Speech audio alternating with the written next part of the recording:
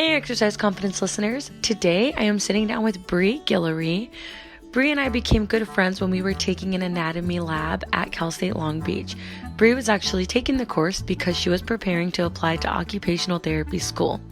She has recently been admitted and we are so proud of her.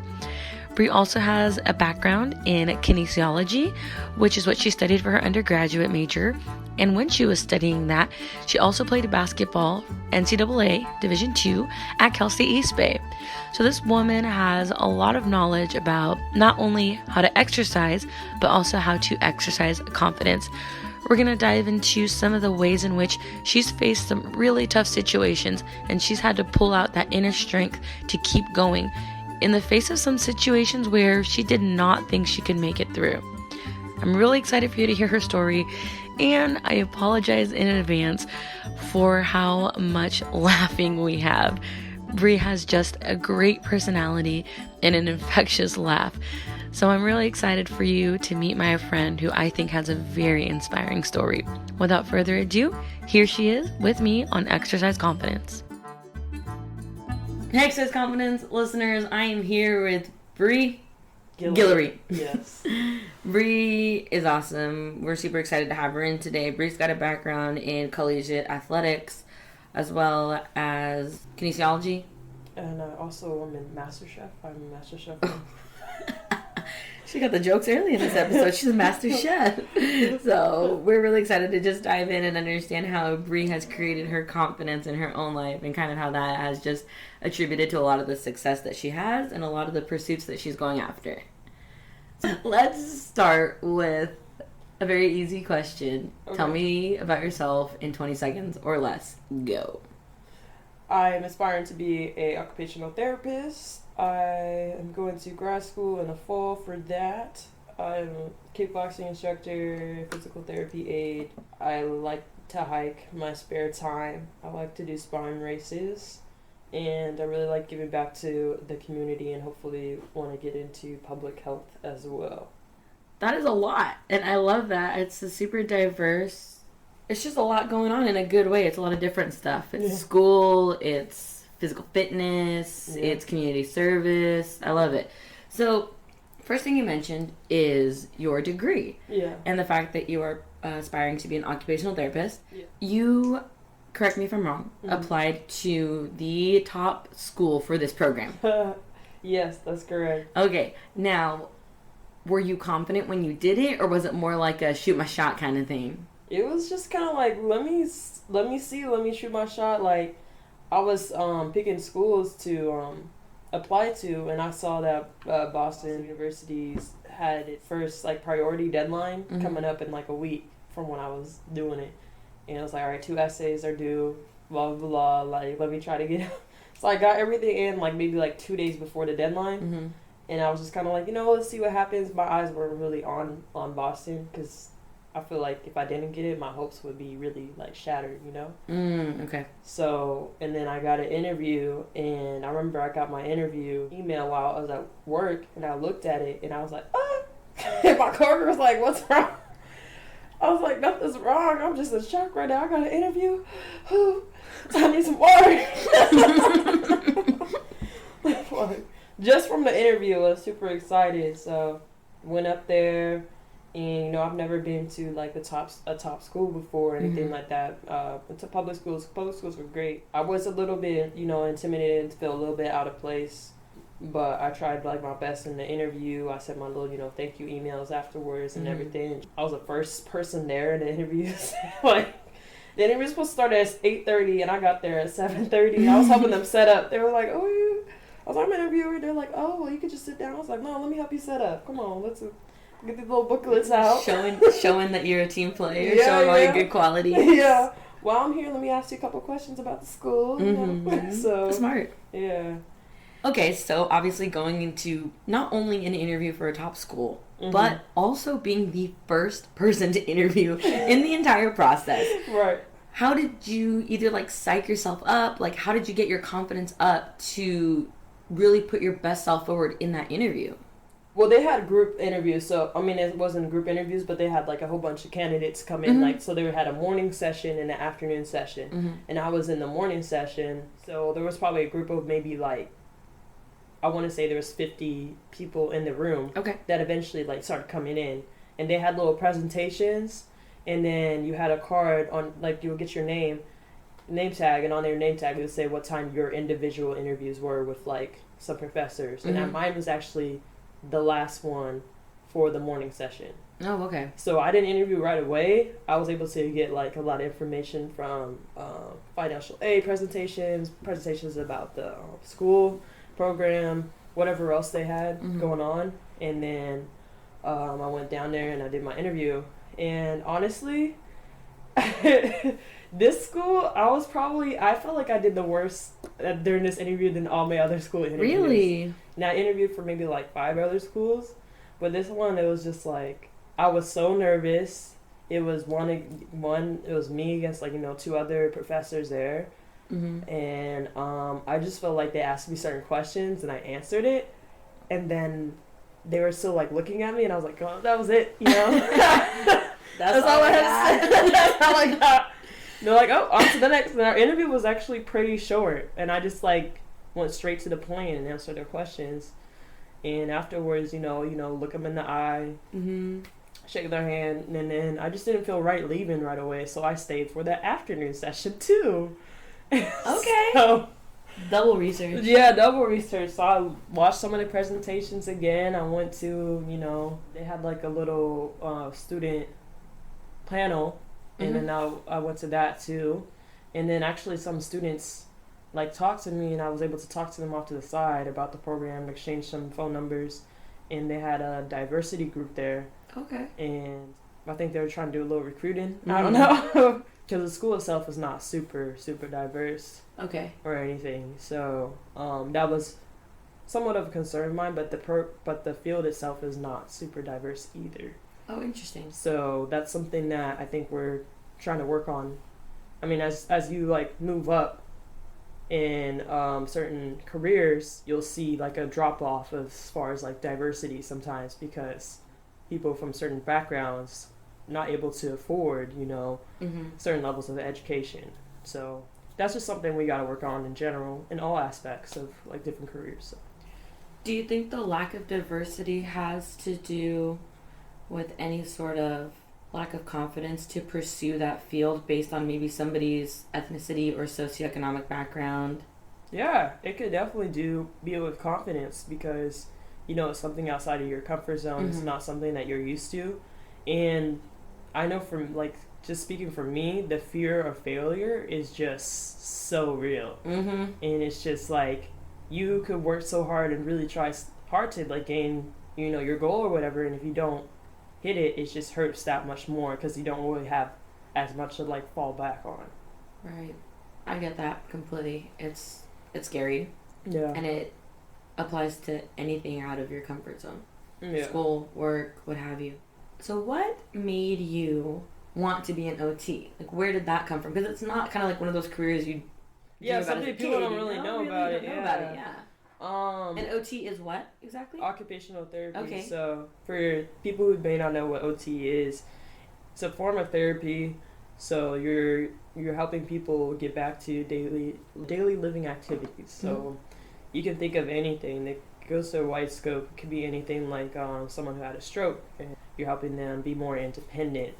So maybe they lost function on one side of their body.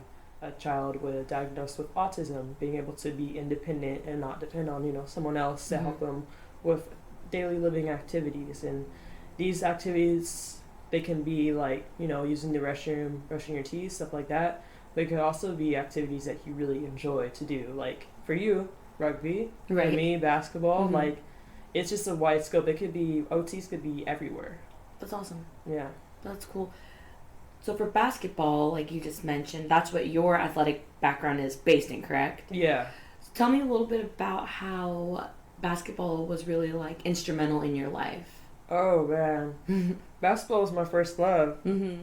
I've been playing for so long, and I started off like in elementary school. I was one of those only girls playing with the guys. Right. Definitely a top girl for sure. Tomboy. Tomboy, tomgirl, whatever. I called myself a tomboy growing up all the time. Tomboy girl. Tomboy girl. Tomgirl boy. Yay.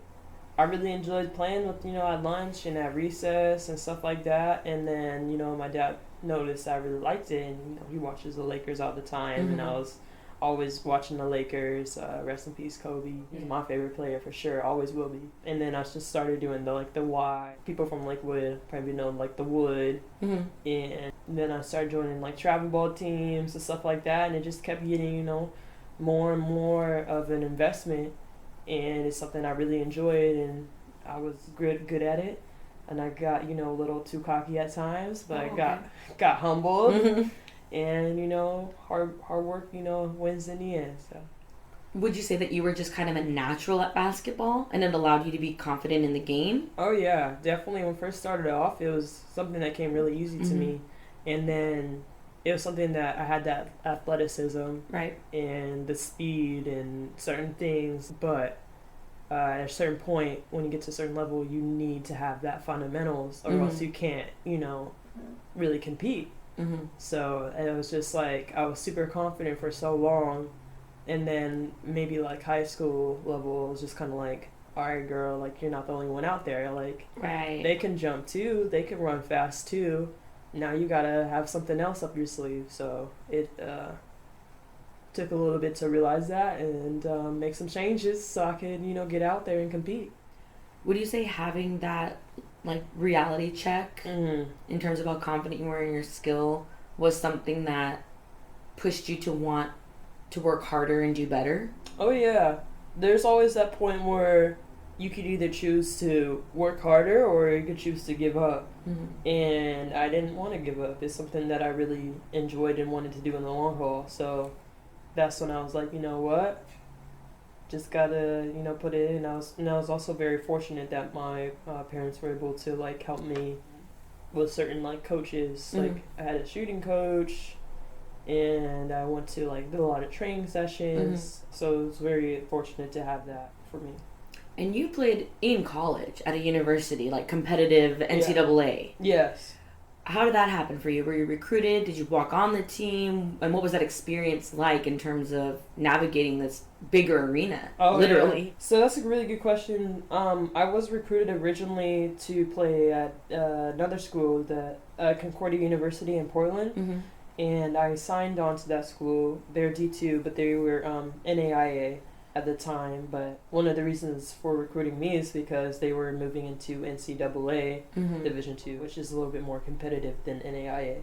I didn't really like the school per se, but I liked that I was getting school paid for, and right. that it's always great to feel like you're wanted or needed at a team. Mm-hmm. And then the coach ended up leaving that school, and I was given the option to either stay going to that school with this same offer that I had, or to get out of the contract and look somewhere else. I took that opportunity to get out of that contract and look somewhere else, which is a huge kind of leap of faith. Okay, let's see what happens. Yeah. Were you nervous when you decided to get out of it, or did you feel pretty self-assured in the decision you had made for yourself? I was definitely nervous, but I was also very relieved because I kept thinking about I'm not going to be happy there. Mm-hmm. I just had a feeling I'm not going to be happy there. Mm-hmm. And so my parents were kind of like, well, what school do you feel like you would be able to be at and be happy without Mm-hmm. playing basketball? And it was going to be at Cal State because that's what we could afford. And then I was like, Cal State East Bay looks really cool. I want to get away from home a little bit. Mm-hmm. And my dad was like, why don't you try to reach out to the coach and see what happens? I was like, all right, then. I don't have anything to lose. So I sent her a game tape and email, and she said, why don't you come out and practice, do a little tryout? Mm-hmm. So we flew out there and did a tryout, and she's like, we actually have, one more spot on the team, or there's another girl there too. So I think, she got on the team as well. So she was like, we have 2 spots. You guys can both, walk on. Mm-hmm. And then I was super happy about that. I just felt connected to that school right away. I was walking around campus, and I was like, I can see myself here. Actually, my first year there, and then she said, actually, we found some money that we can give you a little bit of aid, a little bit of help. Oh, that's nice. I was like, this is a blessing right here. This is all meant to be. Did you have an easy transition out of high school into college playing for East Bay? Was it kind of that same page? No. All right. Let's dive into that. Yeah, no. Because I think those hard times really. Yeah, no, it was really tough. My first two years were really, really tough at East Bay. First year, I redshirted. Coach basically told me, like, you walked on. You're going to use this year to redshirt and to improve. And next year, we'll see what happens, So for people that maybe don't understand or don't know, what does it mean if you redshirt? Redshirt means, you're still part of the team. You still practice. You just don't travel with the team and you don't play in games. You have 4 years of eligibility, which is 4 years that you can play. Mm-hmm. So that redshirt year is basically maybe buffer year. Mm-hmm. So that year doesn't count. And so my clock basically started the next year. Okay. So I could be in school for 5 years and still be playing basketball because of my redshirt year. Mm-hmm. So the next year I was a redshirt freshman. Okay. So that's how it works. So first year was just a redshirt and, just trying to get used to playing at the college level. More demands as far as practicing and then getting stronger. My second year was actually my toughest, my redshirt freshman year, because that was the year that I could play. Mm-hmm. But I did not really play because I remember this part that was really tough for me to wrap my head around was in the beginning of my sorry, it's kind of hard to think about how much I went through. Oh damn, oh no, I'm not trying to make it hard. No. It's good to reflect on it too. Yeah. Beginning of that year, our coach was just we're only traveling 12 people this year. And me and a group of 4 other people were basically battling off for a spot to be on that travel. Right? Yeah. And then I was working so hard, working really hard. And a lot of my teammates were like, Bri, you're definitely in that spot. You're working hard. You're just obviously that, you put in work this summer in spring. I just had that feeling I'm going to be on the, I'm going to be traveling and that hard work was going to pay off eventually. Yeah. And then the day comes, and it basically, if you open your locker and you have the traveling bag in your locker, then you're on the team. You travel the team. So I open my locker, the traveling bag's in there. I'm super hyped. Yeah. The teammates are encouraging me and everything. Yeah. And, practice goes well. And then after practice, she tells me and 2 of the other players to hang back. Okay. And then I was like, what's going on here? So she tells us to hang back, and she's like, yeah, so Bri, you're not traveling. What? And then I was like, well, the bag was in there, and they're like, oh, the laundry lady made a mistake. It shouldn't have been in there. No way. And then she's like, I don't know why you think you're so good. You have a lot of things you need to work on still. Yikes. That's a really rough way to put it. I don't know and why I you was think you're so good. I never act like that. Yeah. And maybe when I was way younger before you even met me, but I've been humbled and I was just working hard and just getting excited off of seeing some results. It was tough, and it was just us 3 that would never travel, never go. To if they went to SoCal, we weren't there. Mm-hmm. So it was just tough, and it's I was doing my redshirt year all over again. Right. So it's kind of a waste of a year, I guess. But I try not to think about it like that because I got a lot stronger from it. Yeah, I don't know. I also feel like it was a race thing because it was 3 black girls. But there's one black girl that she did play, but the coach would have been really And that's interesting because isn't the East Bay area is yeah. it predominantly Caucasian or isn't it? It's really diverse there. Yeah, it's got a good mix, right? Yeah, it's really diverse, but I feel like most of California is, but obviously there are pockets of certain people groups that are in different places, but yeah, I don't know. I don't want to say put things, but it was just interesting to me that it was like that, but and the strength you must have gotten out of that, I'm sure was not easily gained. Oh no, it was I I try so hard not to cry in front of her, Right. but I feel like she doesn't walk away until, like, you know, like, she gets that kind of reaction. Ooh. So, That's yeah. uncomfortable. Yeah. At any point during that time when you were then again told you have a whole nother redshirt year, did you ever want to quit? Of course, like, I thought about it, but that was, like, only when it was, like, I was in, like a really, like, dark, like, kind of, like, more of a dark place, and I was just, like, the why? Like, why would I quit? Like, what would I gain from quitting? And I just feel like I would be even more upset if I quit, because I like being part of the team. I liked, you know, I liked my teammates, and I enjoyed working out. So I was like, you know, maybe I'll just do it for the workout, like for the exercise. Mm-hmm. Also got first pick for housing and for classes, so that helped too. Some benefits, some perks. Yeah. I feel like it's not common that you'll hear somebody say, what good is it for me to give up? Like, what am I even going to get out of that? Yeah. Especially just in a instant gratification society that we live in. Mm. Kind of, if something doesn't happen right away or in the Right. timeline that people want it to, it tends to be easy to throw the towel in. Being in the society and kind of seeing that mentality that plays out where I feel like giving up is not only more prevalent, but it's almost accepted. Yeah. How were you able to kind of cultivate that mentality where you were like, just as bad as it is for me to kind of deal with some injustices on this team, is just as bad for me to give up? Like, how were you able to kind of create that mindset for yourself? Honestly, I just kind of just weighed the pros and cons. Mm-hmm. And I talked to my parents a lot about it. Like, they're my support system.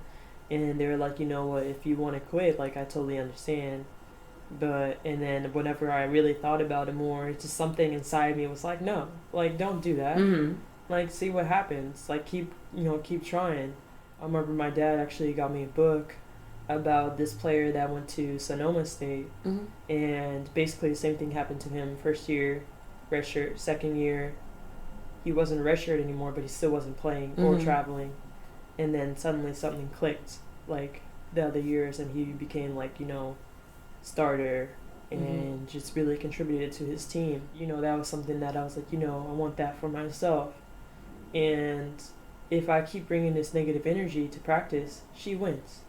Ooh, yeah. She wins. Mm-hmm. Like, my coach wins. And I didn't want her to win.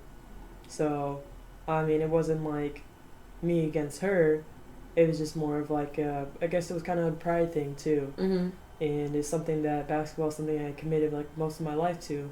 And to see it end like that would be injustice to young Bri. Yeah. So, yeah. I love that. And talking about support systems, like, how important do you think having a good support system is to feeling confident in the decisions that you make, or just feeling self-confident in general? Oh my gosh, it's huge. It's huge because literally every little insecurity I had, any thought I had about it, I felt very comfortable to tell my parents about it. Mm-hmm. Or even some of my other teammates, the other two teammates that were also, you know, not playing, not traveling, Mm-hmm. talk to them about it too. And not having that, I don't know where I would have been or where I would have ended up doing or anything. And, you know, I needed that because being, you know, crazy with them, like crying or getting those feelings out, I was able to go into practice like level-headed Mm-hmm. and stuff. And if I didn't have that, who knows like how I would have been in practice or how things could have impacted how I performed in school and everything. Right. So, And as far as like reaching out to those people in your support system, whether it was your teammates who were alongside you or your parents who were a little further away from you, was it easy for you to reach out? yeah, Yeah. for me, I can't keep things like inside. Okay. I really can't. I know if I do, I just go to like a dark place, and I didn't want to get myself there. Right, of course. And, you know, whenever I was upset, like, then my parents would probably be the first people like I called. And then there was other, you know, some of my other teammates were there for me too, because they saw that the bag was in the locker. Yeah. And then they're like, you know, that's, you know, some of them were like, that's messed up. And That is. And It then, is. Yeah. And then they were there for me, so I really have them to thank and my parents to thank for that, to give me like, you know, the mental, you know, all good. Yeah. Help keep you Yeah. clear eyes and level-headed. Yeah. When you were sharing earlier about how even if you weren't going to get to play, you would still stay on the team because, you know, you could have that friendships, that camaraderie, and also the fitness component. Right. Do you think physical fitness is something that has been a constant in your life that has allowed you to feel grounded in like yourself in any way? Oh, yeah. Definitely. I've been working out for forever. Mm-hmm. I mean, whether it's consciously or like unconsciously, you know, just running around as a little kid or playing organized sports or something like that. That's just how I, like, you know, whenever you work out, you get those endorphins. I just feel like it's a part of like who I am. And when I don't work out, like say a week went by, I get like really sad. So I don't know. It's just like who I am. Like, you know, people sing or people play the piano or whatever. And exercise is kind of just like my niche, just my thing, you know. Whether it's like hiking or boxing, basketball, riding my bike, whatever. I just like to have that challenge. And you are a trainer. An instructor, yeah. Yeah, instructor. Yeah, yes. You're an instructor at a kickboxing facility, correct? Yes. Yeah. So how did you always like want to be some sort of fitness instructor, or did that kind of fall into your lap?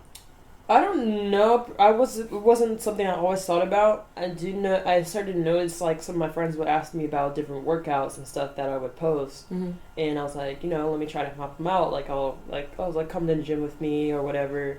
And also having a kinesiology degree, I knew like how to do the exercises correctly, and it was like it came easily for me to do that. I was like, you know what, like maybe I could be an instructor or something. Like it's not really a work to me, you know. It's fun, it's enjoyable.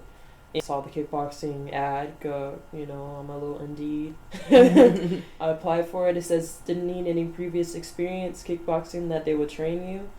And I trained for like 3 months with them, and then became an instructor. But the funny thing about that was I'm a little bit more of like an introvert, and they always kept saying like, all right, Bri, like you need to figure out what you're going to do when it comes to instructing, because you're, you know, very soft-spoken, you're a little shy, and we need you to be more like, hey everybody, you know, how's it going? Yeah. Motivating, like high energy with the way you speak. And they were really worried. And I was like, you know, I'll be able to turn it on, but at the same time I was like, oh my god, like I'm like at the same time you're like, yeah, and what am I gonna turn on? Yeah.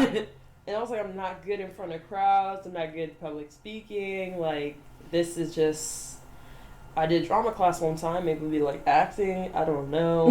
But for my first class, my first like good like month or two of teaching, I would go to the bathroom before the class. I would give myself a prep talk. Yeah. I would do weird faces just to make myself laugh. And I would do like the warrior pose. Yes. And I was like, girl, come on, sis. And I told one of my coworkers, she could tell you this too, that I always play like the same song right before I taught. What is it? To get me hyped up. Nice for what? Nice for what? Yeah, Drake. That one and feelings. Oh, got me in my feelings. Yeah, got me feelings. Yeah. Yeah, there's like a dance to it too. Kiki, do you love me? Are you riding? That was good. That was good. Yeah. Get me hyped. For sure. Yeah. I've noticed that actually a few people have that I've interviewed have talked about looking yourself in the mirror. Yeah. And kind of either positive affirmations, making yourself laugh. Yeah. Telling yourself you got this. Yes, whatever it is you need to do. All that. So I would take note, listeners. This is powerful, and I think it does really help you break out of your shell. Yeah, break out of your shell. It helps you kind of like be the captain of your own ship. Yeah, of course. And now I don't have to do all this stuff, and it comes easy.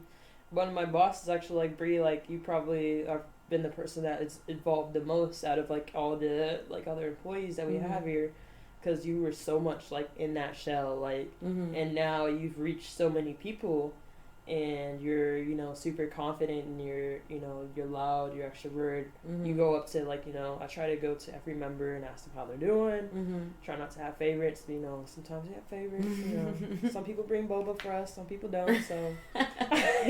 Note to self, if you are one of Bri's clients, bring her boba. Yeah. She'll be her favorite.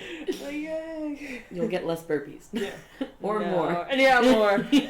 she'll get you looking good, feeling good. Trying to get that summer body all year long. Got you. Yes. So, do you think that this new confidence in your job has trickled over in any way to your personal life?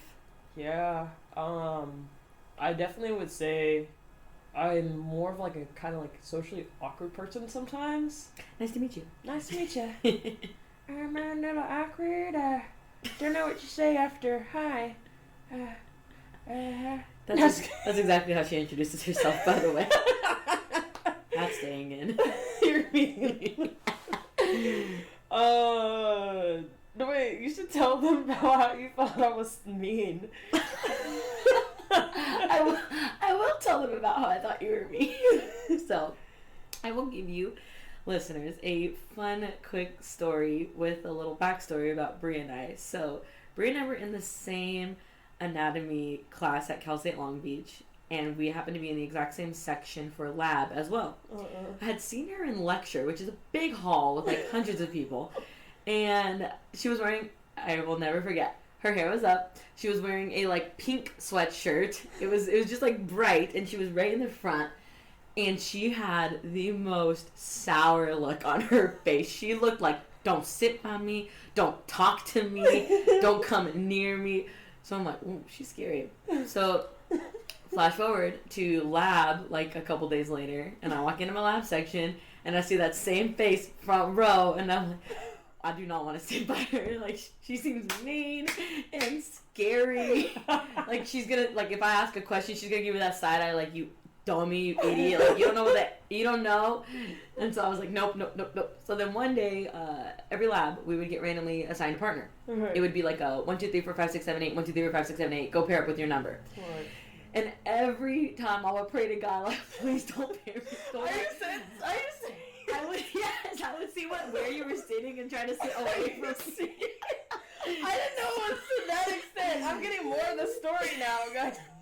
So that our numbers wouldn't line up. Well, I miscounted, and one day we both got numbered up together, and I'm like, oh, crap. Like, and this was a lab where we're supposed to study beforehand to come in. And on this particular lab, I did not have a very good idea of everything we were doing. I had a pretty good idea. You were pretty like, oh, damn. So I'm like, not only do I feel lost in this lab today, but she's going to think I'm an idiot, and I'm going to get that face. Oh, goodness. But by the end of the lab, I think we were, like, best friends already. Like, we started making dumb jokes. Like, we were, like, making fun of the little, like, models we had to work on. And long story short, she's very nice. Yeah. And I'm very grateful we're friends. Big ups for Bri. I love having her in my life. But I was intimidated. For sure. And I had to exercise confidence in order to feel comfortable. And she's a great friend, and she helped me pass that class and do really good. Yay. So I'm very grateful for her. Don't judge a book by a cover, boo-boo. Don't judge a book by its cover. I will say that. If maybe somebody's catching your attention for a reason. Yeah. Don't let it pass, because I think for sure God was like, you two are both weird. Yeah. And you will make great friends. Definitely. Then we like hang out all the time after that too. Like, after that, yeah. We're like lunch. She would make me hike around campus and get my workout in. See? Ooh. So it was good stuff. It is good stuff. She's obviously a big proponent of fitness. In any way she can. The fact that in between classes I'm walking around. But didn't you say that you started walking around to get a better feel for the campus? Yeah. Because you didn't know where. I didn't know where anything was. Yeah. And then, like, when I got there, every time I was like, where's this? Where's that? And I'm hearing people like, where's this? Where's that? I was like, all right, someone asked me. I want to be able to be like, yeah, it's over there by that corner over there, by that building. You know? Be able to be confident in your answers. Yeah. So that's why I walked around. And see, even that, for me, when I started college, I would like go from point A to point B and like find my spot to kind of just stay instead of exploring. Yeah. And I think it takes a lot of confidence to just even go out and do something simple like that, like take a walk around a brand new place. Right. And to be okay with maybe looking like a fool or maybe looking lost or having to ask somebody like, I'm trying to find this or get there, like, can you help me? Like, I just want to get to know the campus better. Exactly. I think I didn't even think about it like that. I was just like, let me just walk around. I don't want to look, I'm just sitting here. So, I mean, I probably look worse walking around. All lost. Where's that building at? Oh, I got to hike up. Where? And that's the other side note. Our lecture hall was up a hill. Yeah. So walking around campus together was fine. It was just when we would finally have to get to lecture, we'd have to hike like up a hill. Yeah. Like, you gonna take the stairs this time, or we gonna take that long? Or the ramp. Yeah. And Bri obviously loves hiking, as she mentioned. Bri loves hills because not only does she love hiking, but she's done like quite a few Spartans. Yeah. You just finished one last week again, right? What number was this for you total? 9 Spartans. Woo! Oh my gosh. Okay, so for people that don't know what all a Spartan entails, give us a quick and dirty. Alright, Spartan races are obstacle courses. They have different things that will challenge you along the way. They have 3 different types of races: a sprint, which is a 5K, a super, which is a 10K, and the beast, which is a half marathon. If you do all those races in 1 year, you get a trifecta. If you do 2 of those each in 1 year, you get a big ass medal. So that's why I did 2 last year, and I'm definitely doing 1 this year before I go to grad school. That's fun. What did you learn about yourself by doing Spartans? Because I know when I did mine, I learned a lot about myself. Oh my goodness gracious. I think I learned that I'm stronger than I thought I was, I guess.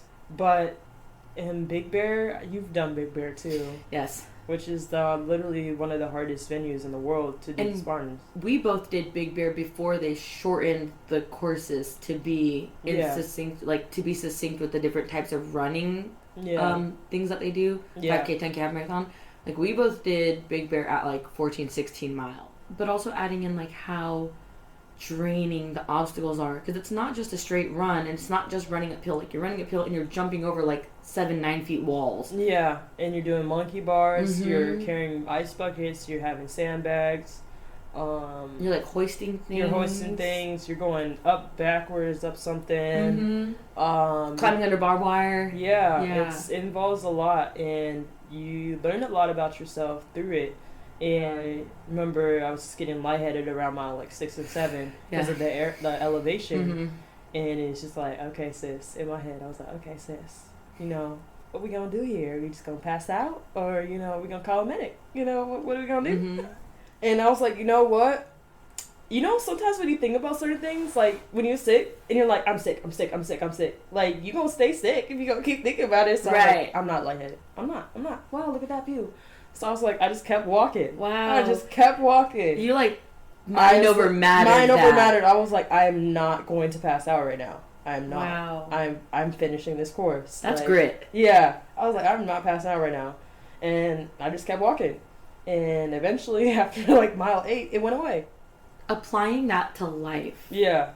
Have you seen any ways that you've been able to do that? Like persevere through something, whether before or after the races that you've done? Yeah, like, even I'll go back to basketball in college. After having, that tough time and I feel like I was going to quit, I'll even talk about the specific instance when I knew, like, something in my mind, I was like, I'm quitting right now. I'm quitting this very second.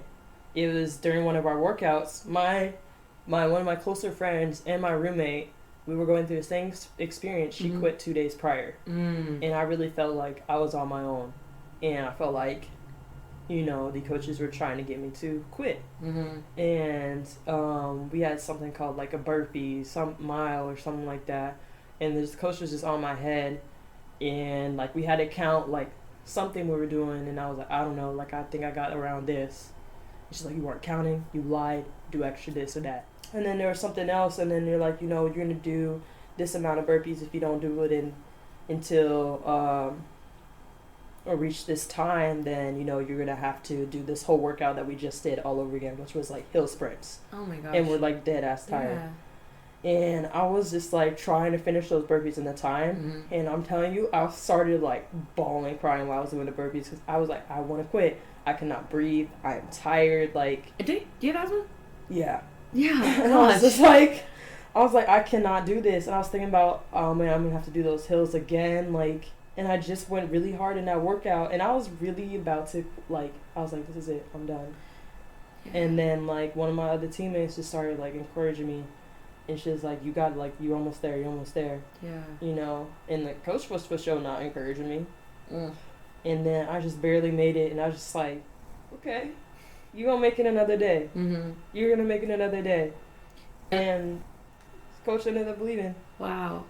And I think it's so special to have those moments where not only is it you pushing yourself, but when you feel like you can't anymore, to have someone there to pick you up. Like you said, like your teammate was like, you got this, like you're gonna do it. Yeah, I really needed that. And she really came in through for me. I'll give her a little shout out, Morgan. Teammate Morgan. And then she came through for me plenty of times actually. Yeah, and then that coach ended up leaving, and you know, she's cool or whatever, but I was just really thankful for her, like, you know, I know we not have had like the best experiences together, but I want to take that experience, you know, grateful for it because I'm stronger now.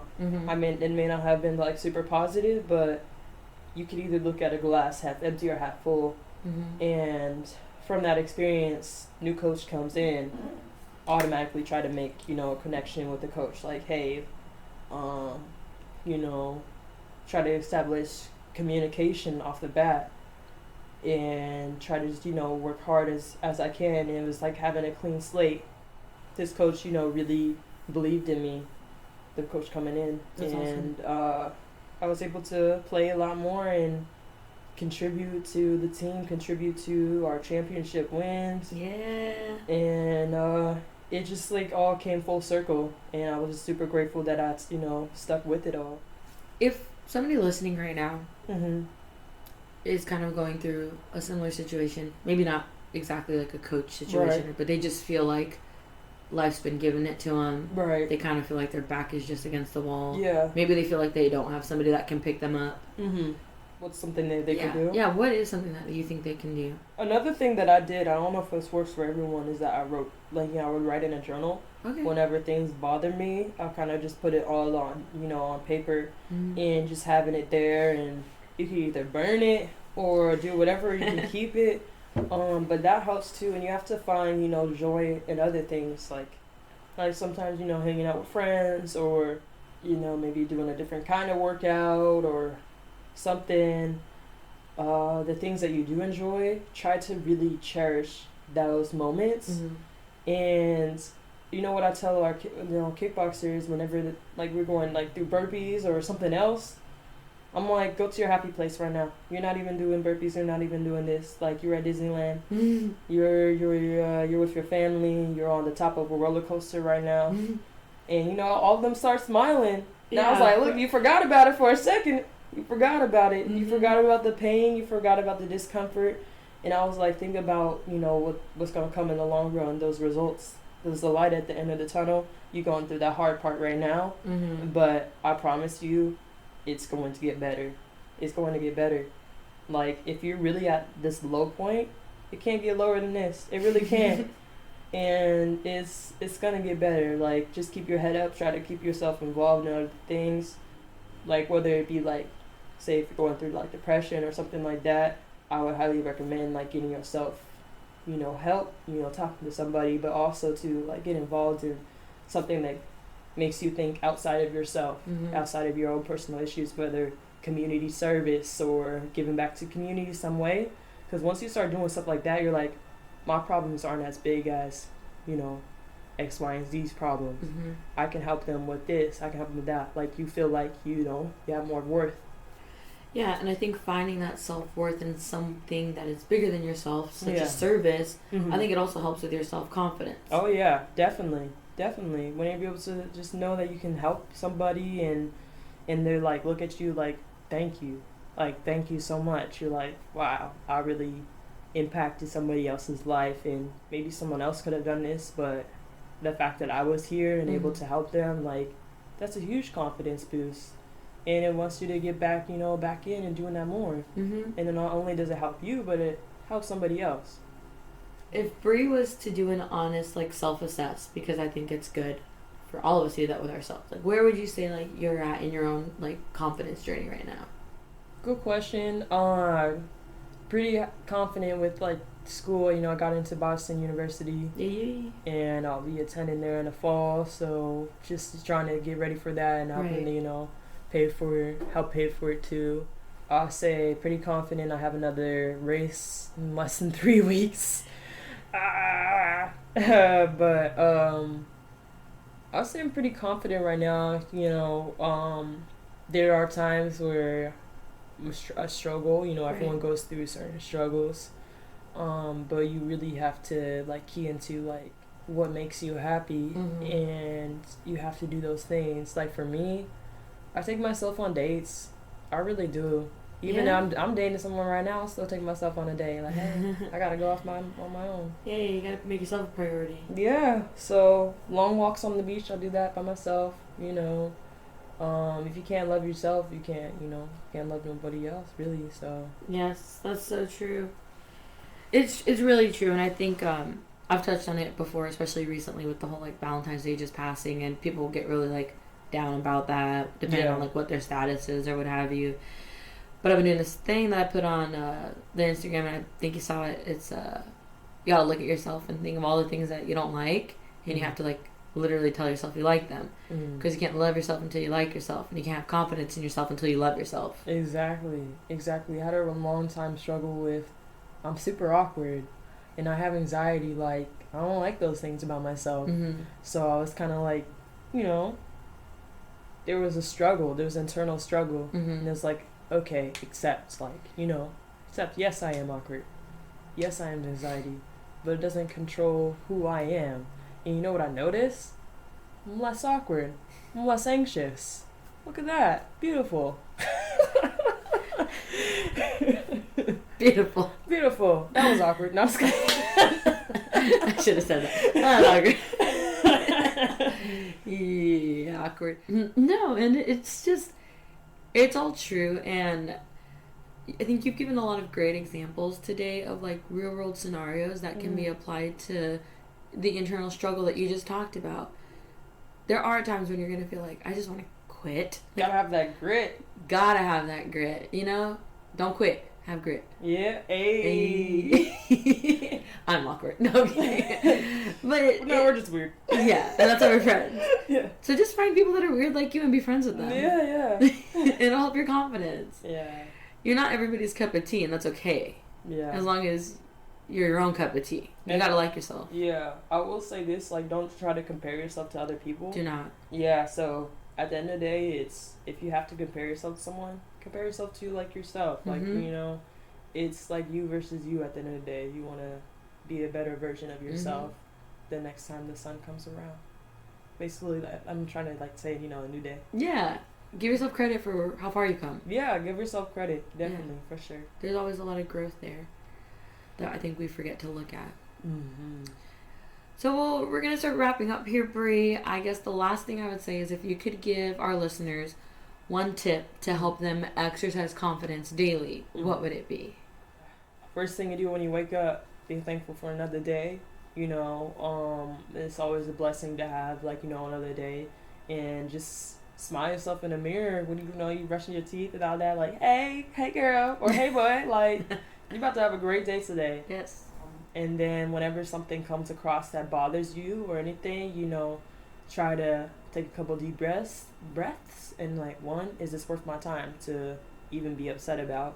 And two, like, how do I handle this so that, whether you have to break it up into little parts, if it's overwhelming, or whatever you have to do, it's just so that you can continue to live your life, with confidence, and know that, you're doing the best you can in whatever situation that you are, and try not to beat yourself up, because we can be our own worst critics sometimes. But you have to give yourself, like you were saying, give yourself credit, and just try to be, positive which is easier said than done, but it could just, having those positive affirmations from the beginning of the morning can really set you up for the rest of the day, just being like positive and, you know, opening the door for somebody else or doing stuff like that. Like, it just spreads the love, spreads the wealth around. So yeah, it's good stuff. All right, well, Bri, thank you so much for being with us today. Thank you very much. I really appreciate it. Those are awkward. I'm kidding, but you know, catch me on the next Harry Potter movie. I'm sorry. If nothing else today, I just hope that the listeners have learned that be you, because the people that are meant to be in your life will love you and embrace you and accept you once you love, embrace, and accept yourself. Yes, indeed. And that's what it's all about. That's how we exercise confidence. Word. We out. All right, listeners, there you have it, my episode with Bri Guillory. As I warned you in the beginning, there was a lot of laughter, but this woman is seriously amazing, inspiring, and so encouraging to me. They say laughter is the best medicine, and I truly believe it. This woman has been so healing for my soul in the friendship that she has brought into my life, and how she has truly inspired me to live out this motto of being able to exercise confidence. If you have any questions or if you want to get in contact with Bri, her socials are in the description. Now, for next week, I hope you tune in to Exercise Confidence. I'm telling you, as these new episodes are coming up, we have so many diverse people with different backgrounds and different stories that I know you will connect with each little nugget of wisdom that they give on how you can exercise confidence. So, signing off for now, I am J.R. Nasari, and I truly hope that you find a way to exercise confidence every day.